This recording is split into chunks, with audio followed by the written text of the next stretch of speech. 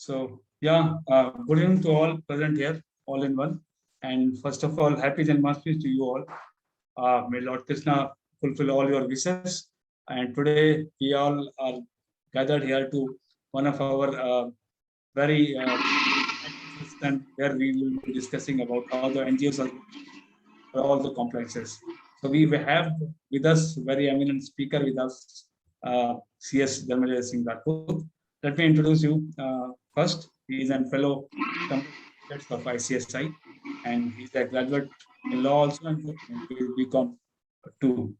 Janmajaji is having a 10 years of experience in company secretaries, wherein he is looking out for all the audits, taxation, direct, indirect, and also the compliances. I must actually quote here that he is also advising 45 NGOs for the CSR compliance and CSR support. Apart from this, he is also a member of NCLT and NCLAT Bar Council of India. He is also a prominent auditor for some of the foreign entities like NLIB DBI International Amsterdam, UCNFS London, OCSD London, Ireland, and Nepal. And more or less, he's also looking out and creating an awareness towards legal aid awareness for all the entities, those who are present in as in society. So as a founder member for ASA Foundation, he's working on that particular segment also. And for CSR, he's looking out, his forte is, of course, how to go for and from fund enhancement, fund mobilization, and fund utilization. And he's also specialized in CSR for looking out the assessments, for looking out the reports, and of course, CSR compliance and CSR policies for which he is looking out for all those 45 NGOs. So that's how his introduction is. Over to Janmajaji. I too agree that today so many questions will be there from so many entities or so many people, those who are working as an social entities for NGOs or for Section 8 companies. We'll be taking on all those questions and all those queries later on once he will be actually concluding his session. So over to you, Janmajaji. Thank you. Thank you for being with us. Thank you, Pradeepji, for the introduction. And I really thank Atmanirbhar team for making me as a speaker for today's session on compliances and regulatory regime under Companies Act. As a CSR compliances, we have to carry this topic, and other the Income Tax Act and the FCRA provisions. So I'm sharing my PPT, and then we will take up one by one all the provisions of the Companies Act. So my screen is visible, Pradeepji? It is visible, very well visible. Okay. Just.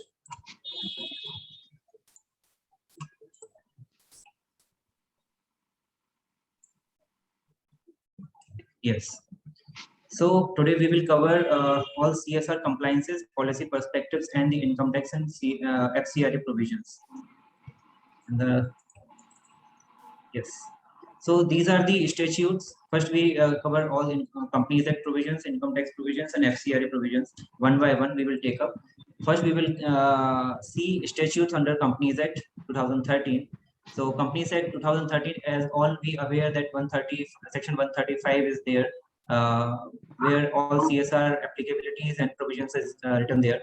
And Schedule 7 of Companies Act 2013, where list of activities specifically where we have to do CSR is mentioned. And third is CSR rules, where companies CSR policy rules 2014 is there. And there are from time to time government is issuing notifications, circulars, FAQs on various provisions time to time. So the legal framework we can see here. This is the good opportunity for as a professional and as a implementing agency as well as for companies that India is the first country to make this CSR compliances mandatory. And if you read the section 135, which provides all the guidance to companies where CSR is applicable. So what we have to see? We have to see the CSR as a provision to comply and explain earlier before January 2021. Now it is now non-compliance. If there is any non-compliance, then by the company or by the implementing agency, that is penalized here. So basic thing to form the CSR committee under the compliances, we have to form CSR committee. Then we have to have proper CSR policies where all powers, roles, responsibilities of CSR committee as well as board of directors need to be jotted down and written there to spend on CSR activity. What will be the nitty-gritty of spending CSR on activities that we have to discuss, and the reporting norms on spending. So these are the legal frameworks which we will going to learn here today. So qualification for CSR. So company satisfying any following criteria: having turnover, having net worth of 500 crore or more, turnover of 1,000 crore or more, and net profit of 5 crore or more, need to do CSR. Okay, so this is criteria during the immediate preceding financial year, as per section 135(1) of Companies Act 2013 and rules of CSR policy rules 2014 made thereunder. So CSR expenditure. So this is the criteria. Now we have to understand that every company following satisfying the criteria above, as we have specified above, need to spend at least 2% of the average net profit of 3 preceding financial years. Okay, so computation of profit, we have to work out the computation as per section 198 of Companies Act, which is specifically written what is the inclusive thing and what we have to exclude by while calculating the average net profit for the last 3 financial years. Suppose if your company is new company and you in second year your profit increases of 5 crore or more, then you have to get calculation of last 2 years only for taking this 2% calculation. Okay. The CSR activities as specified in Schedule 7, there are a number of activities given. Such I have specified 5, 6 and only here. Promoting health and sanitation, promoting education, employment, enhancement, professional skills, ensuring environmental sustainability, ecological balance, animal welfare, protection of national heritage, measurement of benefit of armed forces veterans, war widows and dependents. There is new amendment also due to Corona, that PM Care Fund is included here. So these are the activities specifically written in the Schedule 7 of the Companies Act. So the companies has to mandatorily contribute the funds. We can see the number of entities, approx 37% companies where CSR is applicable. They have provided funds for education, skill development, and livelihood. We can see 29%, approx 29%, they have provided CSR funds for health, sanitation, nutrition, eradication, hunger. So these are the 2 activities where 1 and 2 on first and second activity, major 50% activities of companies doing CSR or NGOs implementing agencies doing CSR in around revolving around these 2 activities. Other activities: rural development, environment protection, conservation of national resources, PM Fund. If you have not any specific project, or you have not designed any or evaluated any project, then you can deposit your CSR amount in PM Relief Fund or other fund as specified in the Schedule 7. So this is the basic 135. We have studied section 135 and their schedules. Now the subsection 2 and 3, formation of CSR committee. So who will do who will monitor the compliances of all the implementing agencies and other activities which we are going to do? The CSR committee. So CSR committee, when CSR expenditure is more than 50 lakh per annum. This is a new amendment inserted by Companies Amendment Act 2020, where CSR expenditure is more than 50 lakh per annum. They have to mandatorily constitute CSR committee first. The second thing, CSR committee shall constitute at least 3 or more directors. At least 1 independent director, where there is an independent director appointed on the board of the company.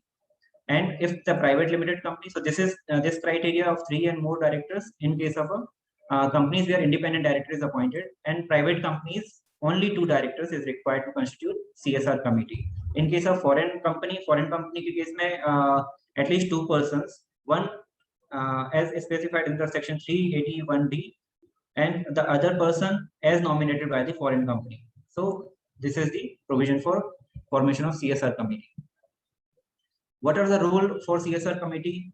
The role of CSR committee to formulate CSR policy, recommend CSR policy to the board of directors, and then board of director will approve that, and to recommend the amount of expenditure to be incurred on the activities. Recent amendment will include major activities, enhance the work of CSR committee also. The institute transparent monitoring system, where that implementation of CSR project is there, they have to monitor in a mechanical way, okay, and to monitor CSR policy of the company from time to time. What are the new rule given to CSR committee as amended 22nd of January 2021 to formulate and recommend annual action plan? So annual action plan is the new thing which CSR committee has to include in CSR policy, as well as they have to prepare what they have to do in a financial year if CSR is applicable.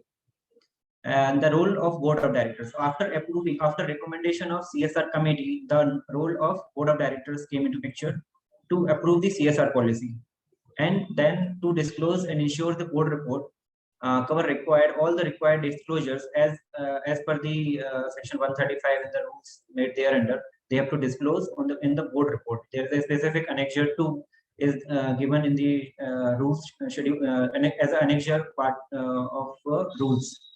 Okay, to place the policy and constitution of committee on website. So the policy and the other disclosures you have to place on the website of the company.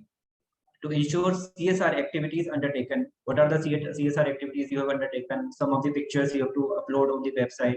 To ensure minimum 2% spend. So board of director has to ensure that 2% amount as specified, as applicable and specified by the committee.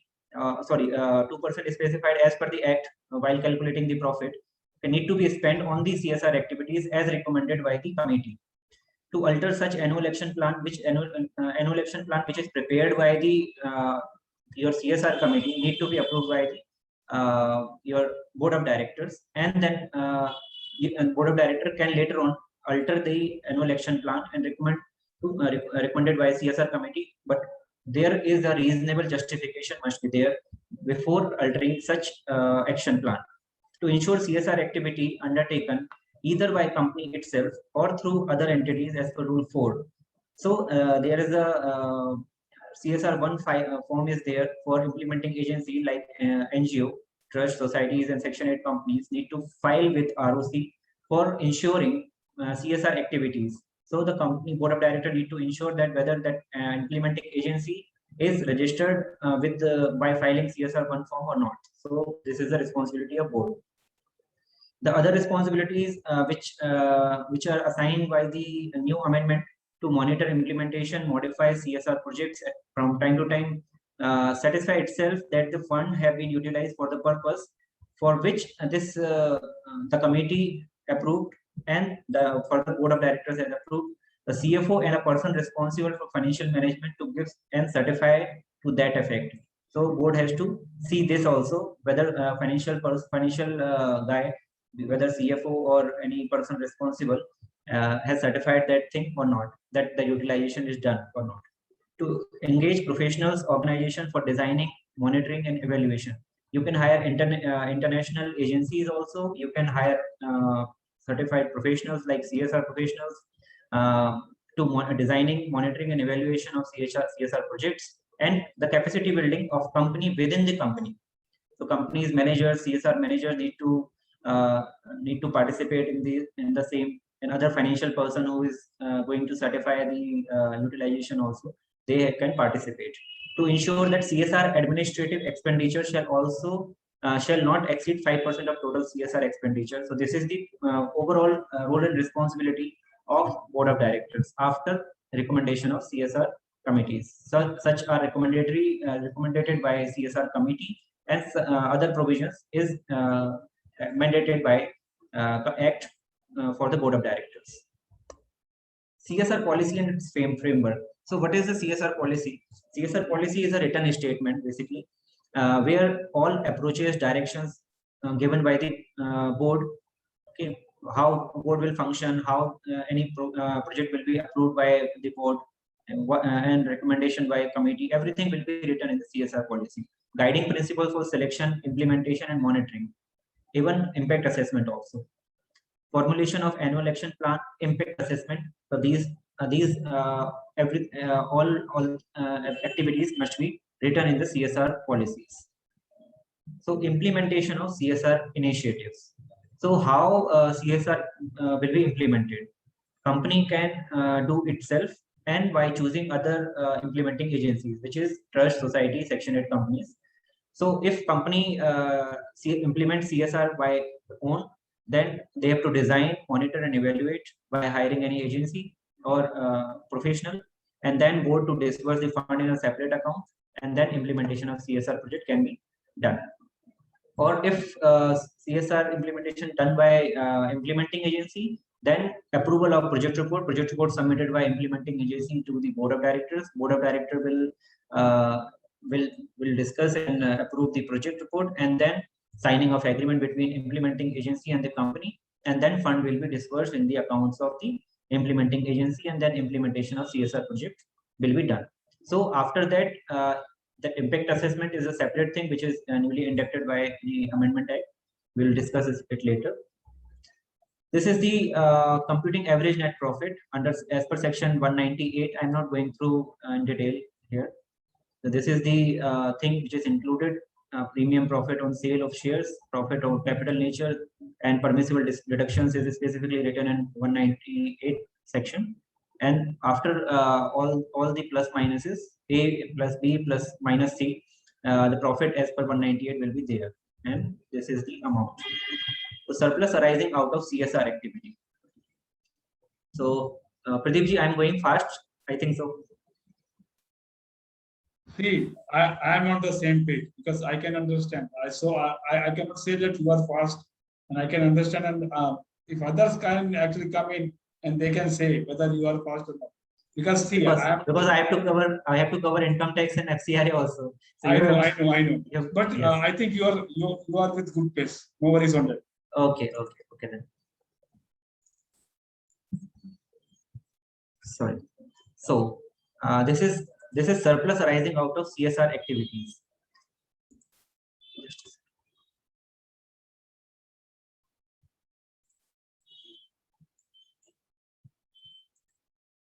Yes. So surplus arising out of CSR activities. If we are doing CSR activity and there is some surplus arise, so the income generated from such CSR activity, whether it's in the form of interest income, whether revenue generated through CSR project, disposal or sale of material used in CSR project after completion of CSR project, we have to dispose and sale of the material. If such surplus will be generated by the company or the implementing agency, that surplus or profit they can utilize only for the purpose of CSR activity only. So such surplus must be utilized for the same project or for CSR purposes. So this is surplus, and this is the provision for excess spending of CSR. If company spend more than 2% of average net profit for 3 years, so this is if more than if one thing is that there is only 2% expenditure company want to do, and this is in case they want to spend more, then company can take set off.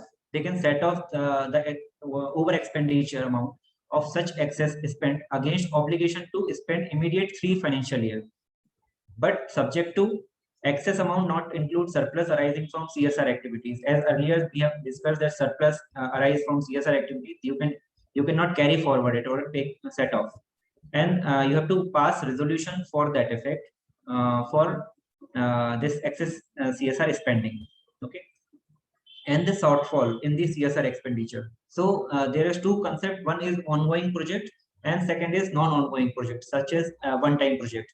So if we have single project, 1-year project, then transfer such fund to specified schedule 7 activity within 6 months from the end of financial year, that is 30th September. each financial year, after completion of each financial year, you have 6 months to transfer such fund.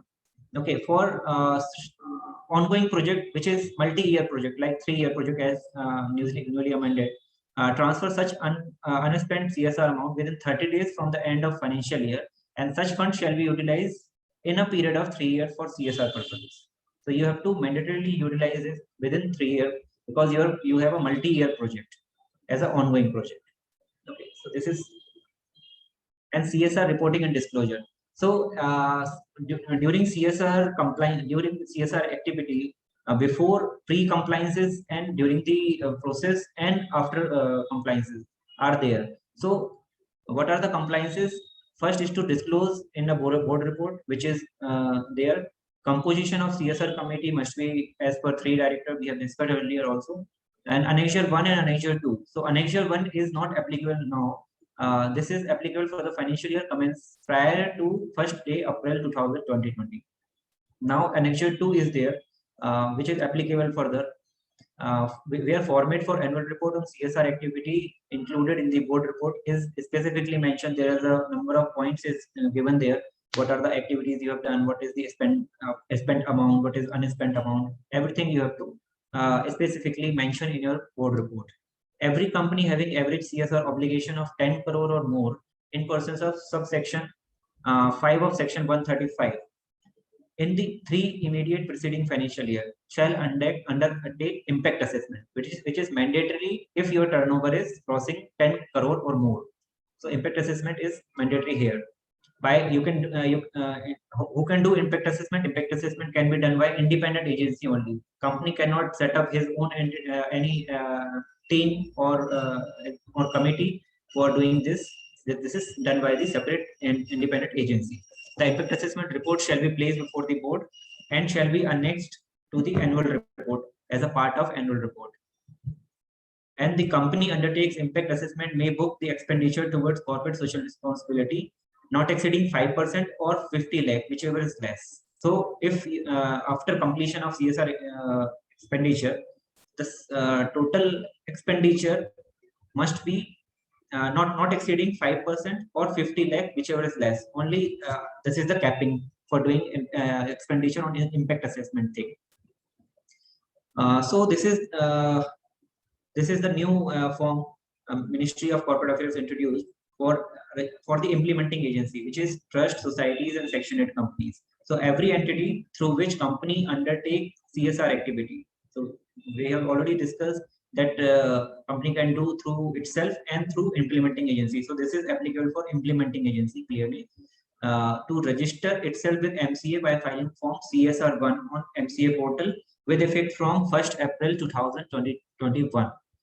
So upon filing of CSR1, there is a number of information they ask for from the NGO or section that trust or societies.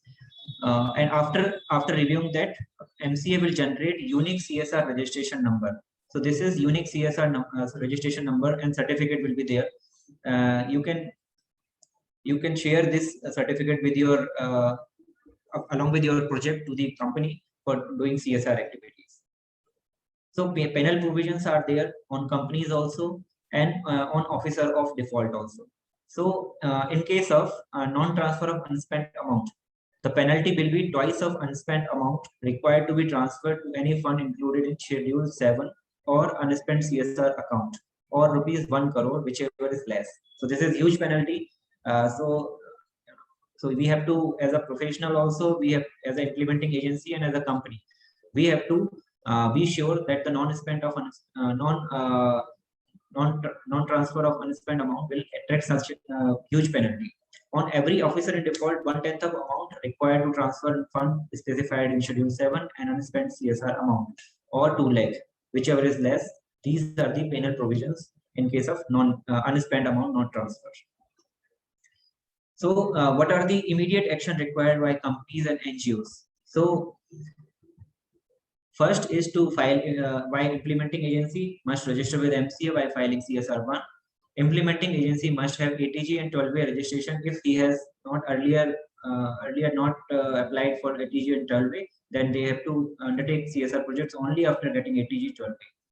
draft new CSR policy as per new amendments, because earlier CSR for CSR committee and for boards, powers need to be reviewed, because as per a new amendment, certain powers and roles and responsibilities are given by the new amendment act. No need for CSR committee if spend is less than 50 lakh. So this is a new thing, which we have to keep in mind. CSR committee to be updated as per latest change, like annual action plan, impact assessment is there. So we have to include in CSR policy, and CSR committee has to take new role of doing these activities. To have standard operating procedures. Like in a company, we have SOPs. Similar way for CSR committee, for doing CSR activities, we can have standard operating procedures as recommended by CSR committee and later on approved by the board. And hire independent agency, which is international agencies or Indian agencies, for impact assessment as applicable. Track CSR spend time to time, unspent amount time to time, and surplus, set off, and carry forward provisions. Because these are the provisions we have to maintain, we have to understand before doing such activities. Okay, approve especially any project as multi-year project. So these are the actions we have to immediately require as a company or as an implementing agency. So this is all about CSR compliance, which we have, which is there in section 135 and their rules. And as per latest that MCA has issued FAQ on the same recently on 25th of August. So you can get every question answered by reading that FAQ. So I think this is all about CSR. So Pradeepji, if we have any question on this, we can take up, or we can move on income tax provisions. If someone would like to ask the question, please, you are most welcome.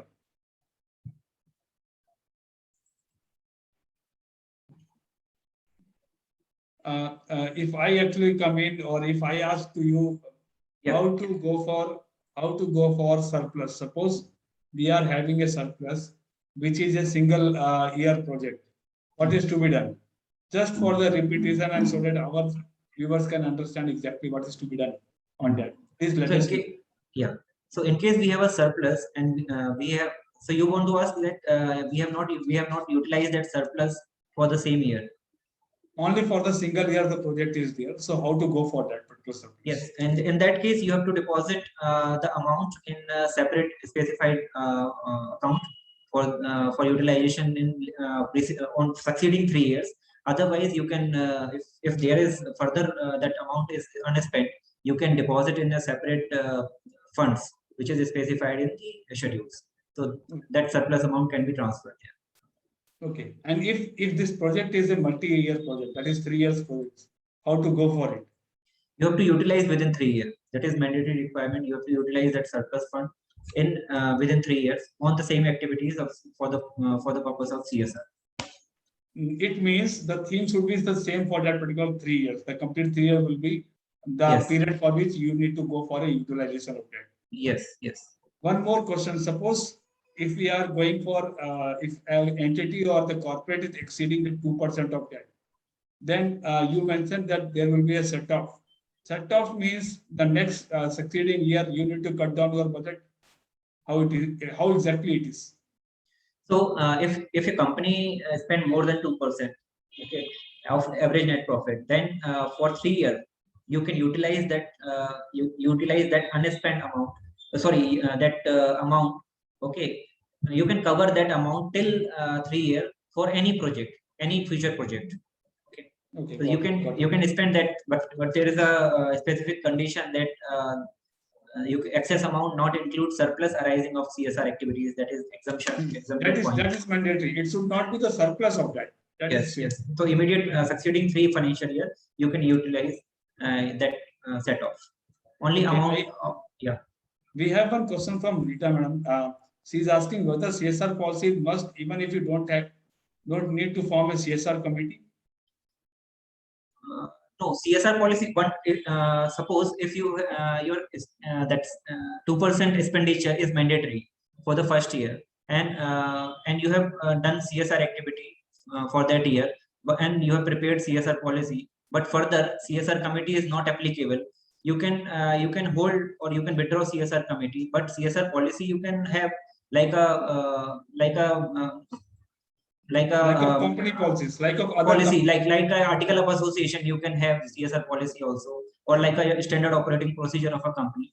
You can withdraw CSR policy as well, because CSR committee is not applicable and CSR not applicable, then company mandatory voluntarily can withdraw and have same policy. That is not mandatory. So is it mandatory to have a CSR policy? No. It's not mandatory. Yeah. If the provisions is not applicable, there is not mandatory. Okay. So as per the up to now the discussion, let me give you some of the oversight of this particular thing. How whatever Janmati has discovered or of course conveyed to us. The PM Care has taken care for the corona, and that is coming under CSR. But out of this PM Care, before this PM Care, of course, before this corona, we were having two of the fund, that is National Disaster Relief Fund and State Disaster Relief Fund. That is also coming. That is also coming under CSR fund. But one thing is there: if you or any entity is supporting or actually funding CM Relief Fund, this is not coming under CSR activity. So I need to quote here first. Secondly, in the presentation there was given that rural development is not being taken under CSR for higher percentage of expenditure. There are two reasons behind this. Firstly, village adoption is to be taken care of. That is why this is not taken care more or less for the rural development, the CSR expenditure. Secondly, more or less all the rural development is being taken care by DM office. So that is why the expenditure against the rural development for the CSR is not there. This is the reason. And yes, once we prepare the this thing CSR project, in CSR project itself, you can plan out the backward and forward integration for CSR, which is now presently in the new policy that is asking for action plan or policy otherwise. So if in your proposal it is been mentioned that how to go for an action plan or Gantt chart is presented there, the corporate can valuable actually utilize that particular Gantt chart into that. And secondly, if you are mentioning in your CSR proposals how to what is that I mentioned is that impact assessment. So during that CSR proposal itself, once you are pitching the CSR proposal, do mention how that particular entity is going to do this impact assessment. What can be the entity's expenditure will be there? Who will be actually taking care of this impact assessment? If you are presenting it, corporate will definitely take this particular segment in their presentation. So yes. Now you can move ahead. So from the very beginning, also in CSR policy, we can make how company will do impact assessment, and the board later on can have a standard operating procedure for impact assessment, which is the entity we will hire. So these can be taken care.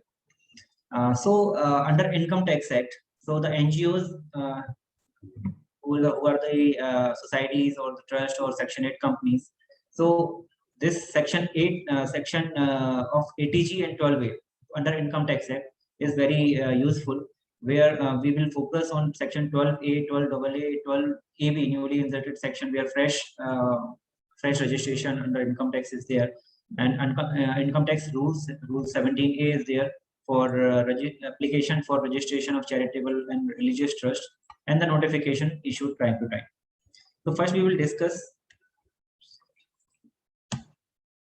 Yeah. So income of an organization is exempted if NGO has 12A registration. Like if you have an NGO and your income you are generating from donation or from other activities, so these only get exemption after getting 12A registration from Income Tax Department, where Commissioner of Income Tax is authorized to issue certificate. If an NGO does not get 12A registration, income is payable on surplus during the year. You have to pay income tax by filing your return if 12A registration is not there.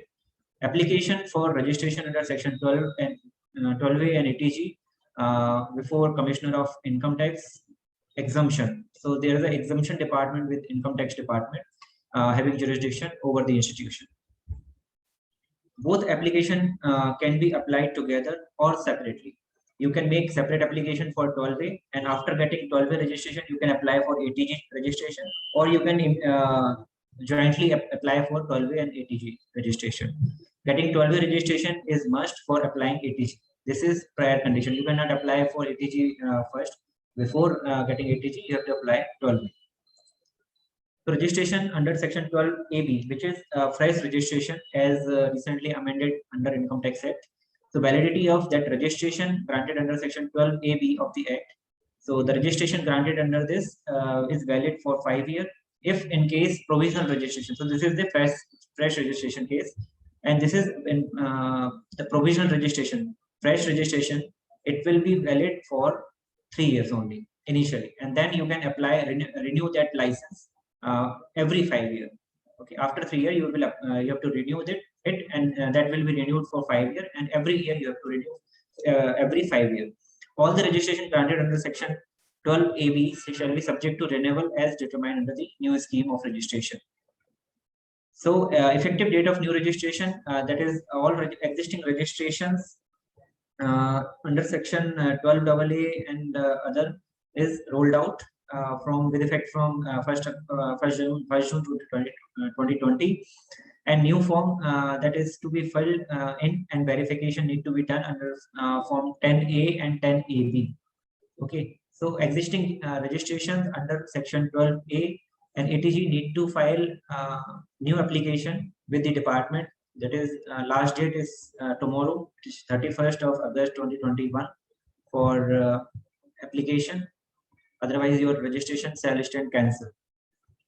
Registration under section 12AB will be made in form 10A, which is for the purpose of registration and approval of for the existing organization. And for fresh registration, you will get provisional registration and approval under section 12AB and ATG.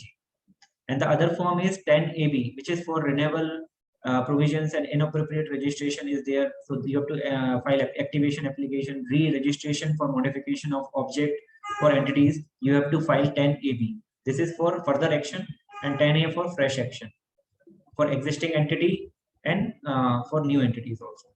So order granting registration, after you will file this 10A application for 12 section under section 12A, you have to support it with these certain documents which is required under rule 17A specifically written. So these documents like your last 3-year returns, your statements of accounts, your activities during the last three preceding financial years, and so on, KYCs of all members, and so on. Okay. So after reviewing the application, a principal commissioner or the commissioner as authorized for the purpose shall pass the order in writing for granting registration under section 12A. You can take help of a consultant for preparing of your documents in case you don't have sufficient knowledge. And process for registration under section ATG. So under section ATG is basically applicable for the deals where donation is coming into the NGO. So if donation made towards the charity with the aim to provide tax incentives to individual indulging in a philanthropic activities, this section offers tax reduction on donation made to certain funds for charity.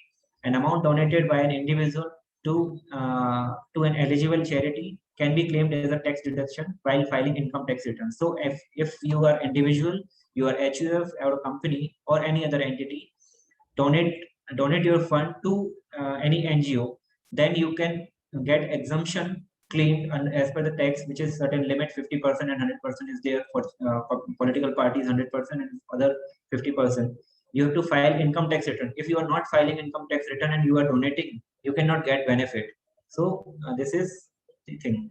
Eligible donor is individual companies, HUF are eligible to make donation to charity under section 18 for claiming ATG benefit, and can claim deduction subject to limit as specified by the government. NRI also get benefit of ATG provided their donation are eligible, made in eligible trust and institution only.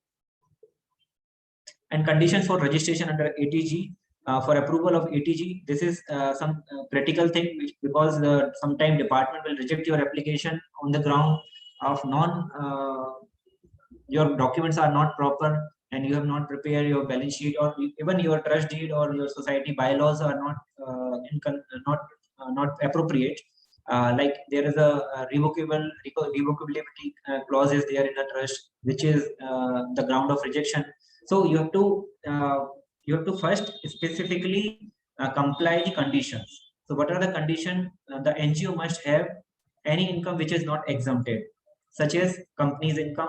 If the NGO has business income, then it ought to preserve separate books of accounts and need not divert donation got for the purpose. So if you are providing healthcare services and you're diluting funds from your NGO to personal capacity or in personal purposes, that is not that is not the case. You will get ATG registration.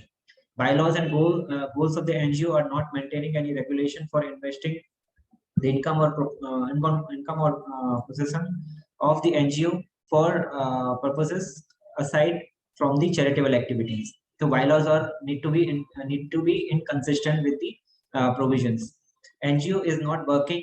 Sometimes 60% cases NGOs are not working. They get ATG registration, but they have to prepare the all documents as per the required procedure. NGO not working for the advantage for a particular religious community or caste also. Okay, so this is not the case. You will get your ATG. In case you will specifically work for the Hindus and Muslims or any specific caste you mentioned, NGO maintain routine books of accounts, mandatory expenditure and receipt books that you have to maintain. NGO is appropriately signed up under society registration. Only 3 entities, societies, trust, and Section 8 companies registered under the respective act can apply for ATG registration. So process for registration, there is a specific form mentioned. You have to log in on income tax website and you get form 10G.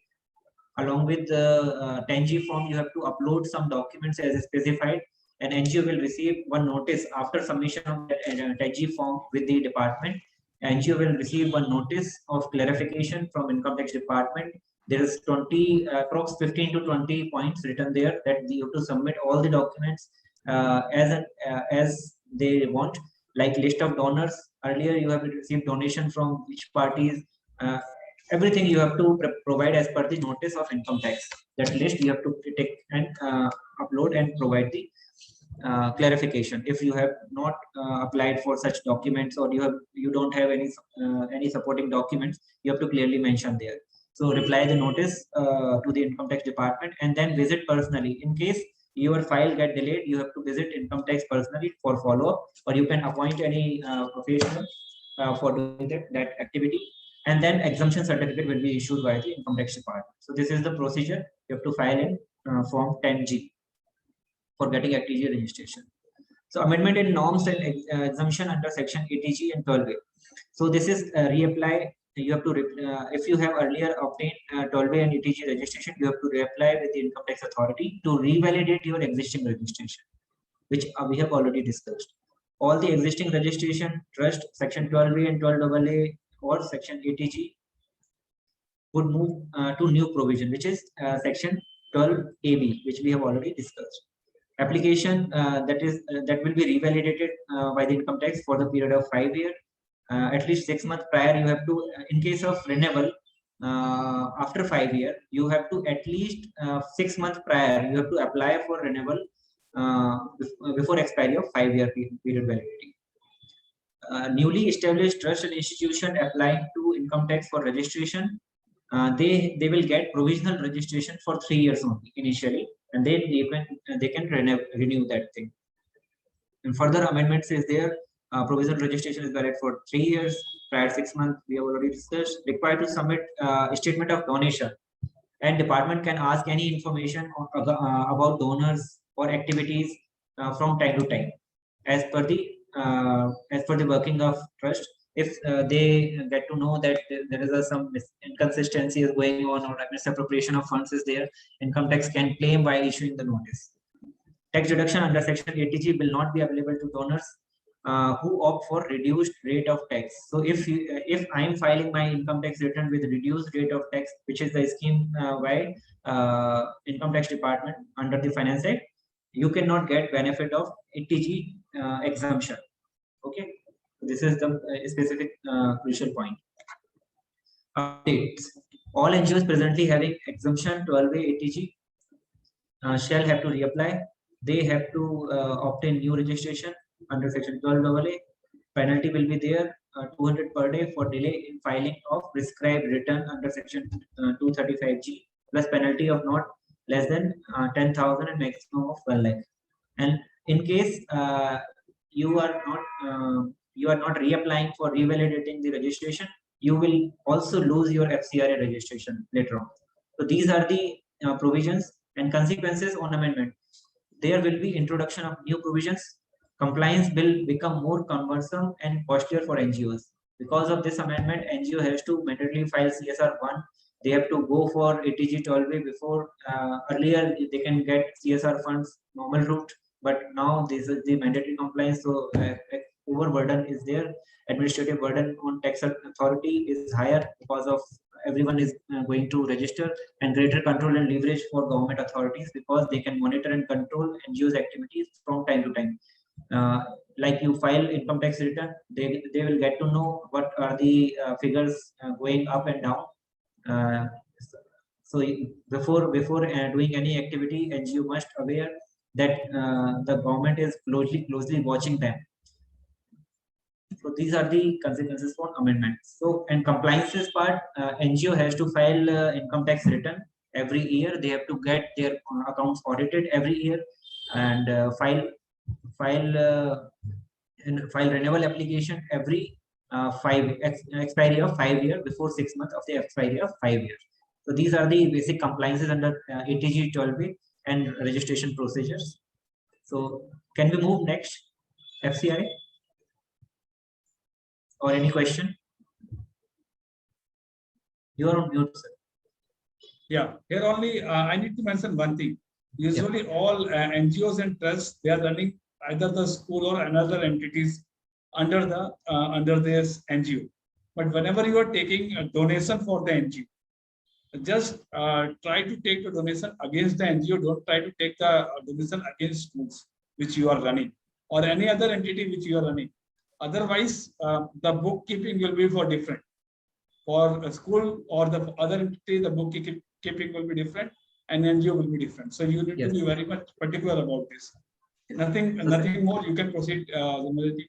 Yes, so there is section 12A also for that public schools, universities, and other. And we have to take prior approval.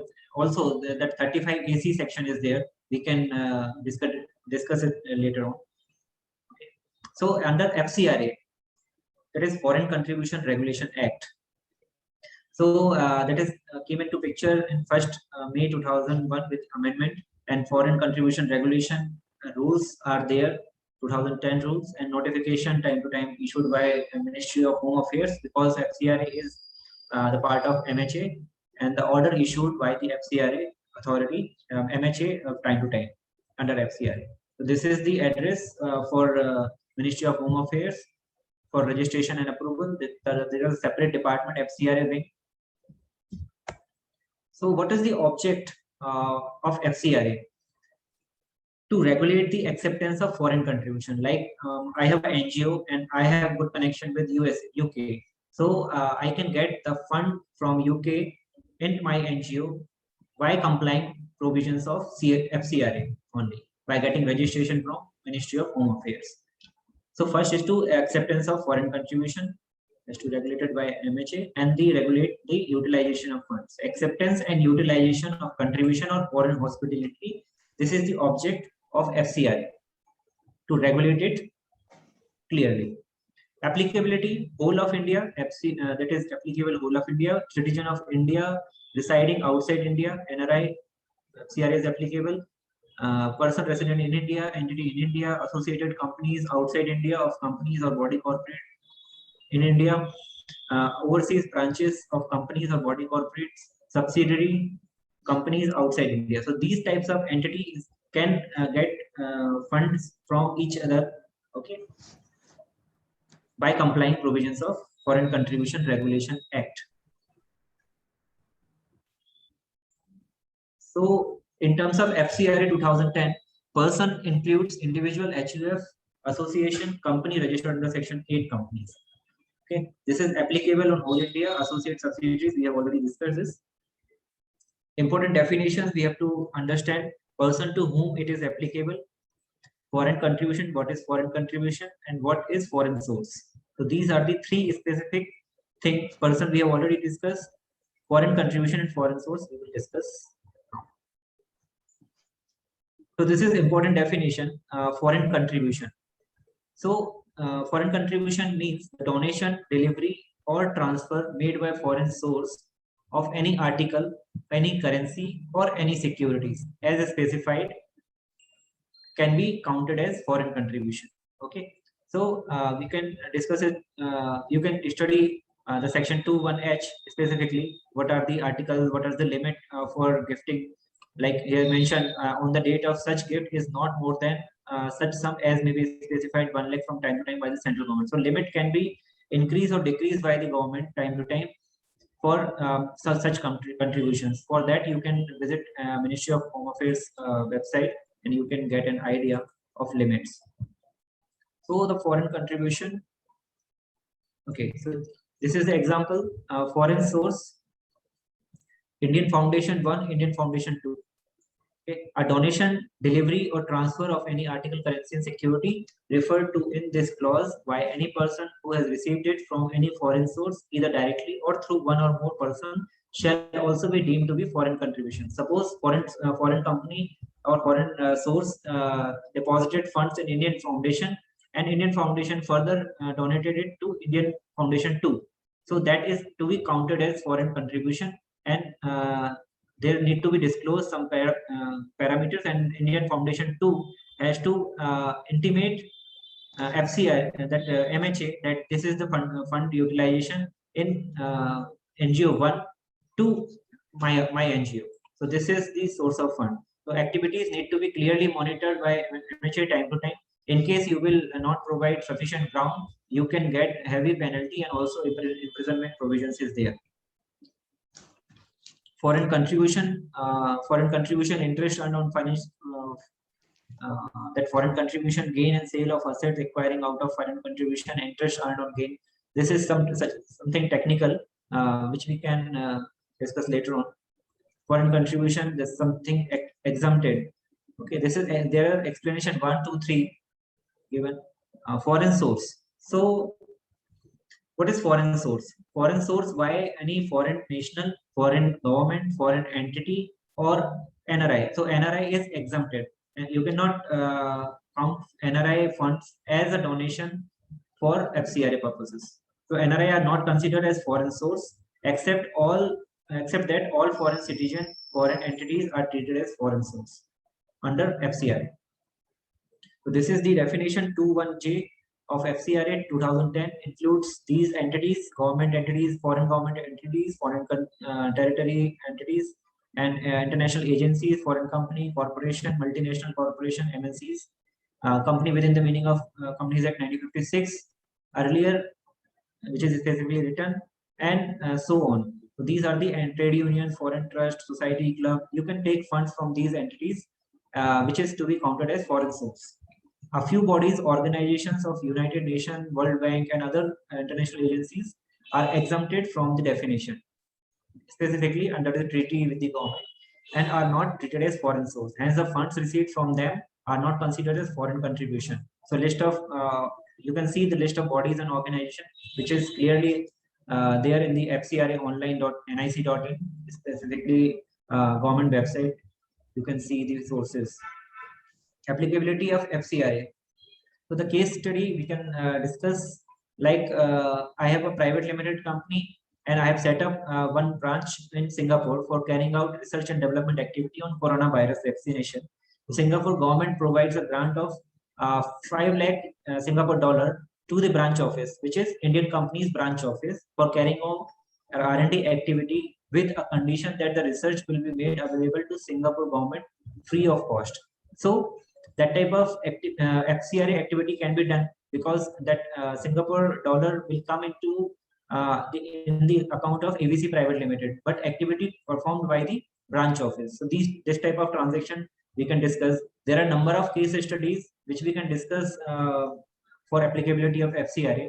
I'm not going to cover all here. Implementation of CSR activity. If you have Foreign Contribution Regulation Act related fund, then you have to the same procedure. Company can form CSR committee, approval of CSR policy, setting of own venture, or through implementing agency. They have to open bank account for transferring domestic fund, like we have discussed already, that for domestic fund you have to transfer funds in the CSR fund and then implementation of project. But in case of FCRA fund, application under FCRA for registration is prior. In some cases prior registration is there, in some case prior permission is there. Under section 11.2 permission is there, and under section 11.1 is registration mandatory. So once this FCRA fund receive in foreign contribution separate bank account only, you have to utilize that foreign fund for a specific purpose only, for which we have taken approval. Eligibility to receive foreign contribution. Any person can receive foreign contribution subject to following conditions. So these are the 3 conditions specifically written. It must have definite cultural, economical, educational, religious, and social program. If department know that this is not related to these activities, your application will rejected by the department. It must obtain FCRA registration prior permission from the central government, and it must not be prohibited under section 3 FCRA. FCRA section 3 specifically written some prohibited thing which you have to take care before application. Otherwise, you're not eligible. So this is I have specified that registration under section 11.1 is mandatory.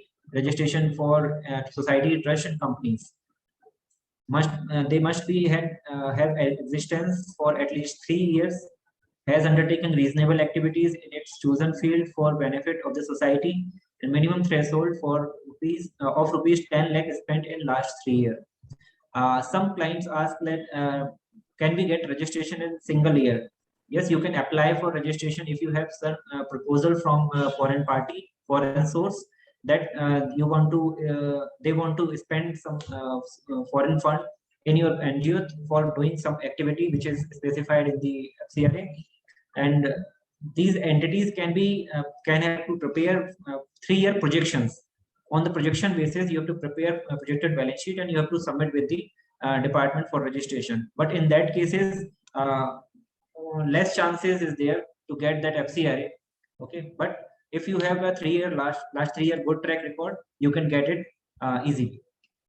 Prior permission is required for a specific amount is donated by the foreign source, a specific donor, a specific activity, and submit a specific commitment. So commitment letter need to be arranged from foreign source. In case there is no registration is there, then the prior permission you have to take from Ministry of Home Affairs. So this is under section 11.2. This is if you have a prior registration, you can get it as per the section 11.1. End use of foreign contribution. So end use is for which you have specifically written there under Rule 5 FCRR Rule 2011 define the administrative expenses constitute the following. So I'm specifically reading this. Okay, salaries, wages, travel expenses, or any remuneration realized by the member of the executive committee or governing council of the person. All expenses toward hiring, all expenses related to consumables like electricity and water, cost of accounting for the administering funds, expenses towards running and maintenance of vehicles, cost of writing and filing reports, legal professional charges, rent, etc. So these are the activities where foreign contribution can be utilized. Okay. And there is some one exemption is there. You can read it later on. So the administrative expenses, section 8, like CSR expenditure is mentioned as per the Companies Act. Here, section 8 under FCRA, foreign contribution. If you are getting foreign contribution, you have to utilize such contribution for the purpose of which contribution has been received, shall not be used for speculative business like gambling and other businesses, gaming businesses. Shall not defray as far as possible such sum not exceeding 20% of such contribution received in a financial year to meet administrative expenses. So, not exceeding 20%. Provided that administrative expenses exceeding 20% of such contribution may be defrayed with prior approval of central government. You have to take prior approval if the 20% limit is crossing. Permitted up to 20% of foreign contribution received in a financial year. Okay, in a financial year specifically. Earlier it was 50%, now it is 20%.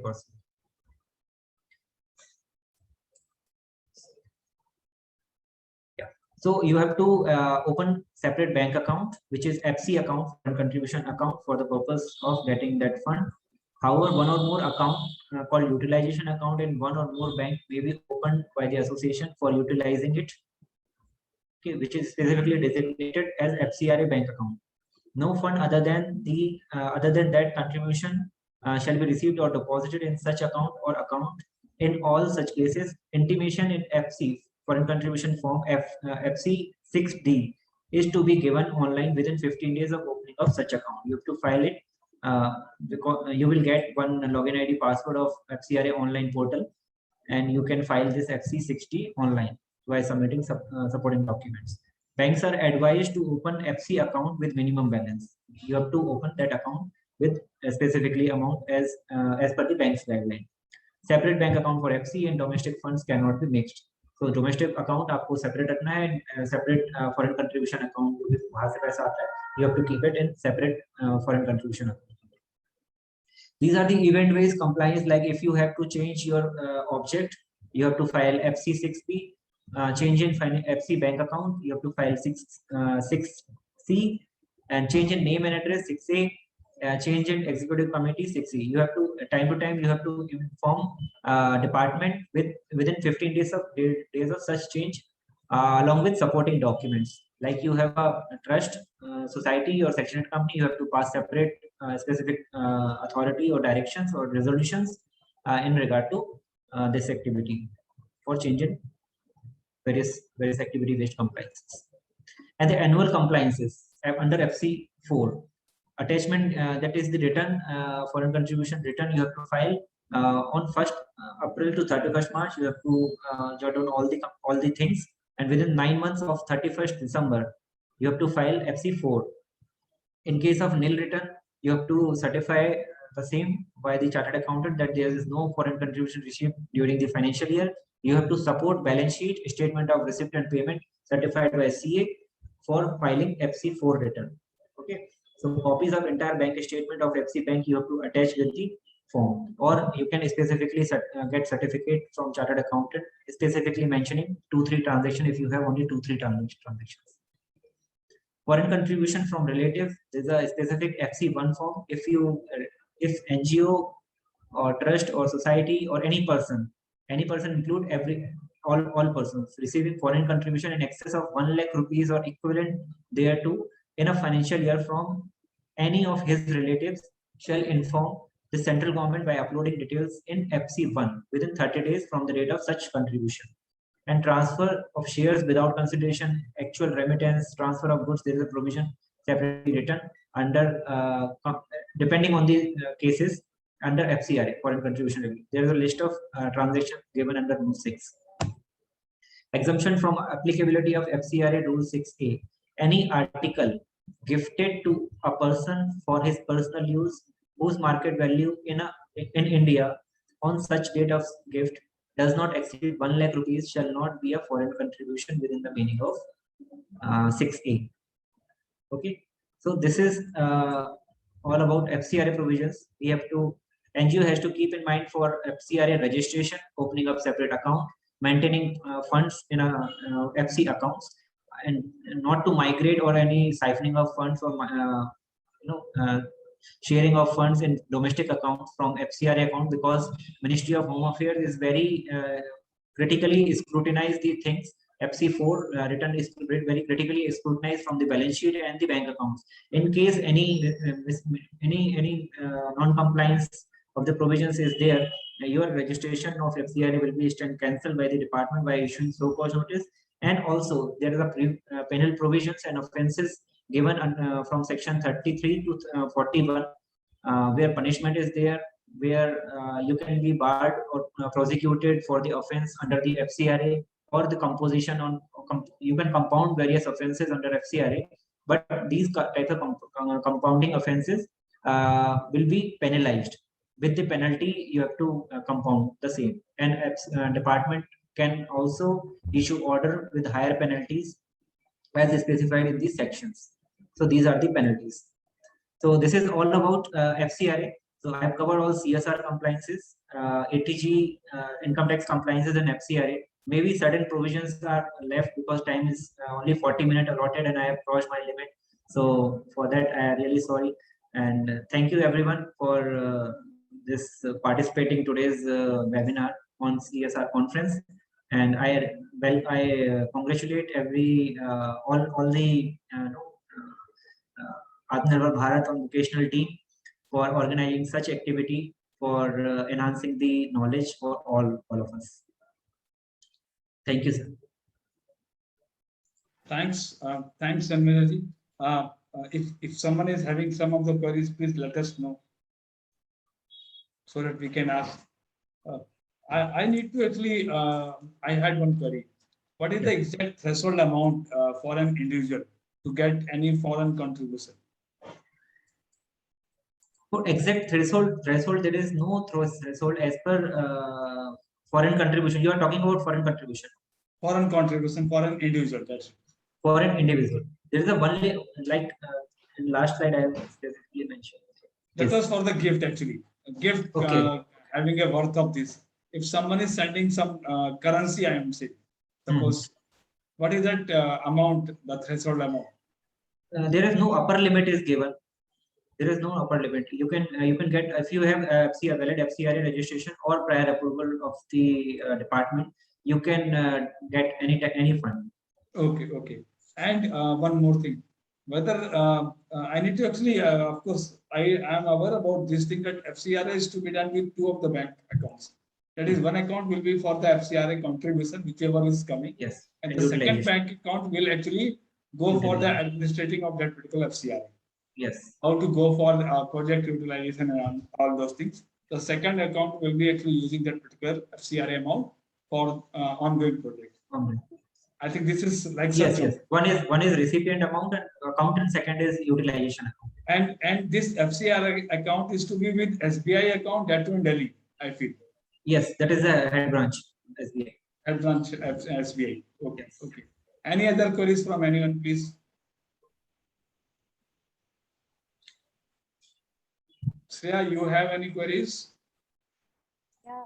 So can you elaborate on this when you said that the conveyance charges and all?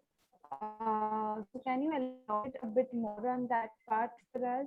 Like if we are a Section 8 company, then things would be different, right? From a normal NGO for it, like because we have one company, Psychologia Connect, and under that we have Section 8 company. So then how would the things go over there when we have to give the project to our own venture? Okay, you want to do project with company? Yes. Okay, so there is a specific limit given for you are doing CSR activity. No, we want to pick up CSR projects for our foundation, and we want to give it to our organization, like a different entity which is there, which I'm only the director at both the places. So is that okay? No, because there is no independence.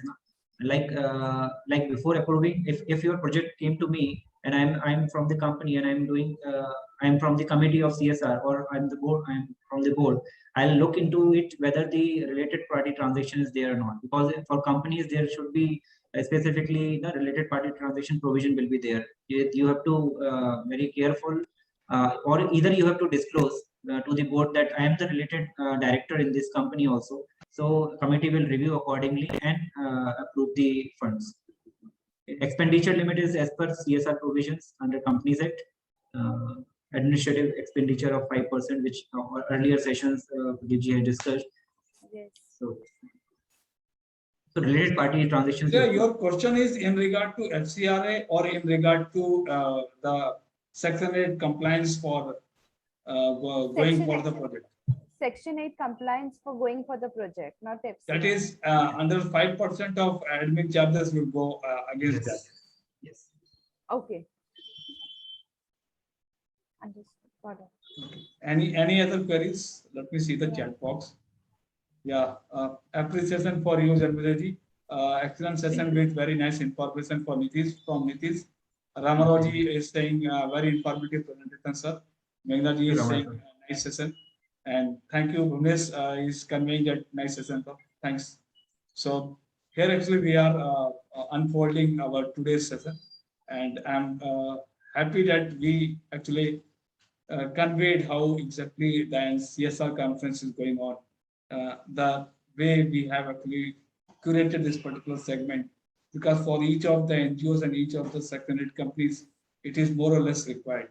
Okay, Digvijay Singh has asked, sometimes mother NGO with FCRA work with many NGOs without FCRA. Sometimes, so mother is it permitted or illegal or legal? How it is? No, the thing is, the FCRA fund must be for the purpose of activities for which you have projected before the Ministry of that Home Affairs, that this is the project and we are utilizing that fund for that activity purposes only. So if you are implementing that particular activity through multiple NGOs, that is there is no illegal thing. But the fund must be utilized, and the utilization certificate must be received by the NGO for who is arranging the funds from the foreign sources, must be disclosed from time to time, or any inspection will be there. Then that NGO must have certain documents, legal documents of disbursement of fund and receiving the utilization of that, and also impact, where the impact is there. For if we have project for healthcare sector, then we have to submit that utilization of funds, and each and everything we have to submit. Like under CSR Companies Act, we are doing same. Likewise in the FCRA also. Let me give you an idea about this actually, how exactly this goes on. Once any of the fund is coming to mother NGO, okay, what mother NGO is doing is they are proposing that we are going with 10 of the NGOs, and these NGOs will be doing this particular segment of work. This is the allotted work. This is to be predefined actually. Before giving the fund to that particular other NGOs, you need to predefine the segment. You need to predefine each and every part of activity for them. Okay. Yes. And based on those activities, you will disburse the money to them. Then again, against those activities, they will give you the utilization and of course the complete report and the impact assessment also, if it is eligible for that. So this is how, if mother NGOs are going with the other NGOs, this is to be done. If it is not being done, if it is not in place beforehand, it's not that you are actually getting the fund and once after giving that fund to them and then you are going with that particular segmentation, it will not work. This will actually come, then the illegality or compliances will come into the road. They will play the role on that. So you need to be submitted all those details pre-hand actually before that particular disbursement of other NGOs. I think Ramaraji needs to speak here something, or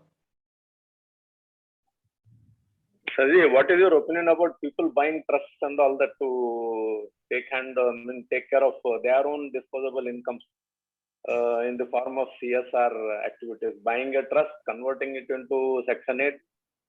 What is your opinion, sir? My opinion is like somebody has formed any trust, okay, and they are not running, so it is better to transfer it to some other person who are actually doing. For mobilization of fund, that is illegal activity, and we are not supporting that thing, because we are a certified CSR professional, and we don't encourage such practices of like I am receiving various calls that we want to do such activity. I'll specifically deny that. So we have to keep that professional dignity of, like you are asking, that transferring, selling or buying. So selling or buying thing is not there. Only transfer by changing the members, by changing the trustees, or by changing the directors in Section 8 companies. That you can do. Okay, because if you are not complying, you have to do such cost. You have to incur every year. You have to file returns. Everything is there, and you are not earning. You are not receiving any donation. Then you have to transfer the funds. That is my suggestion. No transfer How of this trust. goes actually is what Dhananjay is speaking about is, suppose your NGO is not at all working, and you are actually going with the recurring cost of that NGO, because every year you need to go with for the filing, and there are the people those who are actually looking out to work on that. Just transfer that NGO to them. Transfer means you need to actually incorporate other board members, those who will be working on that. This goes in this way, the better thing actually, rather than asking for or selling out of those NGOs and all. That is not actually workable, and that is not the best ethics to work on, even in the corporate sector, or even for the NGOs too. I think generally you agree on this, and all of us are here. The regulatory certifications, as you mentioned in your session, no, sir, all of that have to be updated, isn't it? If not, then you will be having lacunas. Yes, to take in up that case, what we will do, sir, like I have a trust, my client, and they don't want to continue with the trust. We tell them, and the new trustees are coming, so we will give indemnification by signing indemnity or bond to the new trustees or new directors, that existing all liabilities of income tax or the registrar or anything need to be completed by the current trustees, and then we will transfer the trust, or we will transfer the society members and everything.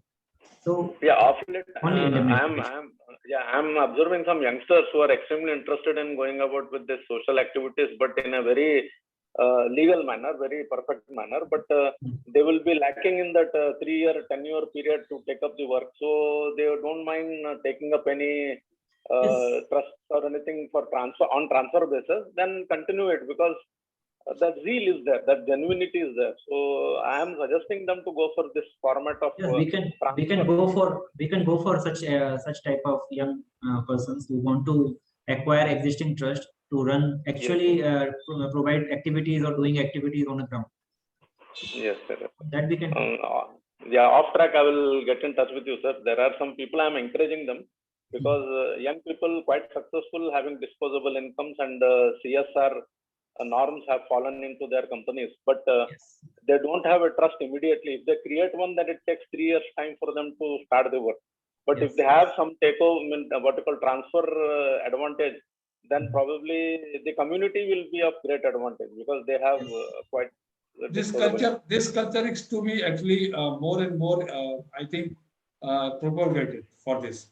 Those NGOs, those who are not at all working, please transfer your governing bodies or governing councils to those people, those who actually would like to work. Suppose they have an income in their pockets also, they can go for the buyback of those things also. So they can go for it. This culture should be inculcated for all the youngsters, I must say. So, Janmaji sir, there is one tricky position, trusts which are dormant, but they were having their compliances updated, but not very good, what you call, mentionable activities. Such organizations can take up CSR activity, sir. If they are up to date. If they have ATG 12A and other compliances are up to place, and CSR 1 has filed, so they can take up. They can take up any CSR assignment. But without this certification, one cannot even aim for applying for a CSR project.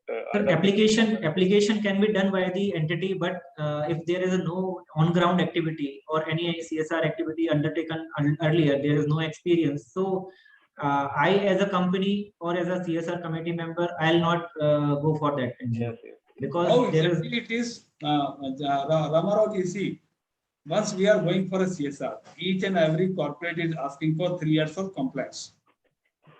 Apart from the registration to LAETD. Okay, why they are asking for 3 years of work? Because they require the generosity of the organization or with whom they are going to work. That is why it is there. Although as per regulations, they are going with that. As per the CSR committee or as per the board of that particular corporate, it is written that they have to go with this for 3 years of compliance. And that is why they are going for this. So, yes, sir. There are some inquiries. A lot many youngsters have come up who have been very successful in their recent enterprises, and suddenly one fine day they found that they are under CSR. Then company wondering. Then I was thinking, instead of parking the funds into some very big trust or anything, I said, you only create, or probably will take over or get some trust which has been dormant or inactive for quite some time. Then you continue. It is good that the amount comes into the local community. Try to transfer with those dormant NGOs, the council members.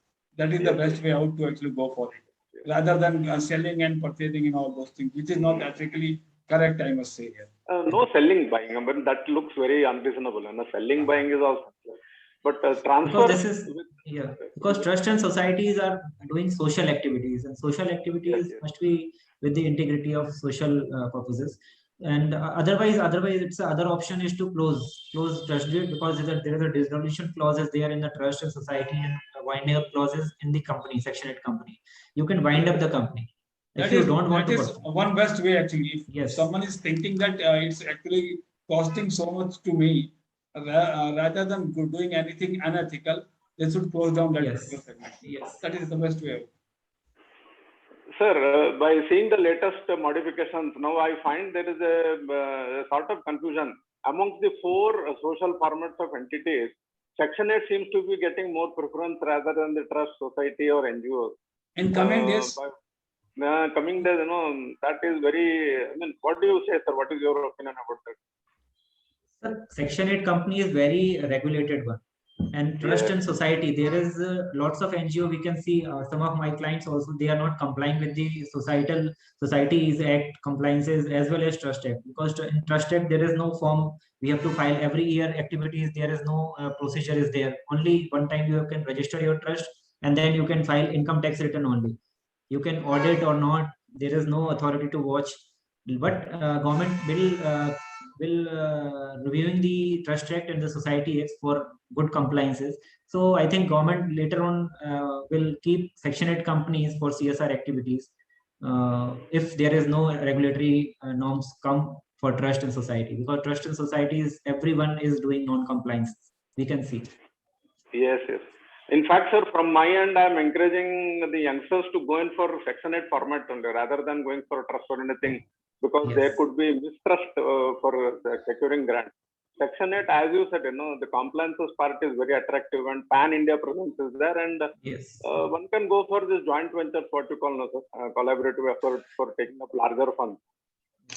Yes. Okay. Thank you, sir. So, thanks, Ramarao, and thank you to our Janmejay sir for enlightening our sessions and guiding all the people, those who are present here for today's session. Thank you to all. Thank you.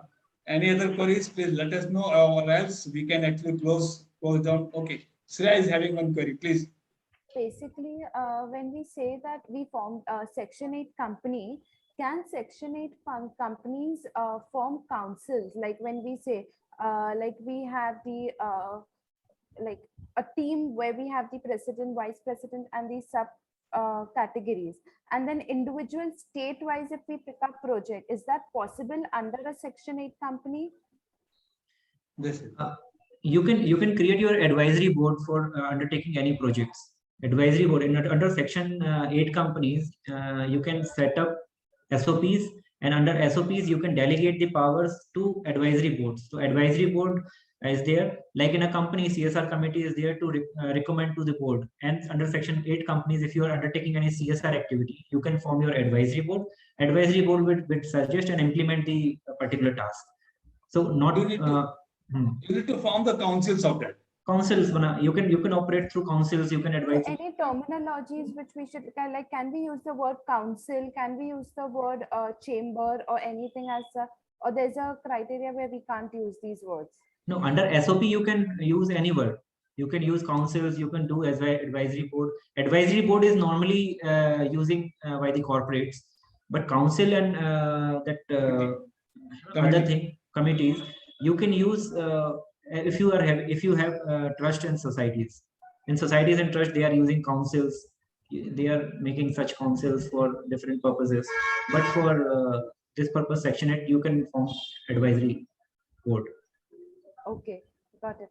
And one last thing, as we said that 3 years compliance is needed when we have to do any CSR activity. Now we have just got incorporated in the month of August itself, first week of August. So we don't have those 3 years. So what would be our go-to strategy in the market then? How do we get? Yeah, in that case, you already have your ATG and registration. Yes. And CSR one you already done. Okay, in that case, you can project your report. If like you can see number of young technique, even in NGO, technology-based driven social compliance, social activities doing entities is there. So they, if you have something unique, which is nobody is doing in the market, then even in a single year, you can get CSR fund. Okay. Okay. So your deliverable must be unique with technology support. If you are providing education through technology, like tech companies are doing. So if you are providing technology using education using technology, then if and somebody is not in the market for providing free of cost education using technology, then you can come into picture and you can say company, you can pitch before the companies for CSR funds. That can be done. Got it. Thank you. Because ultimate object is to impact on the ground. If government will see the impact on the ground, there is no hurdle. You can even specifically get approval from the ministry. If there is something unique you are coming with, you can share your proposal with the ministry and then you can get approval. Perfect. Thank you, sir. One best way out is suppose any of the institution, that is education institution is there. Present your proposal to them, and they are being into NGOs and trust for long, since long, you can say 20 years, 30 years or so.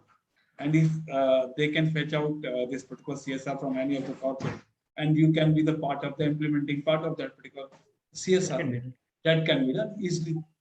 That is the other option you can do. Okay, thank you. Okay, so any other queries, or should I shall I close this meet today's meet? Okay, thank you to all, and we will be meeting tomorrow for impact assessment with our next speaker. Thank you to all. I'm closing the session. Thanks. Thank you. Thank you, sir. Thank you.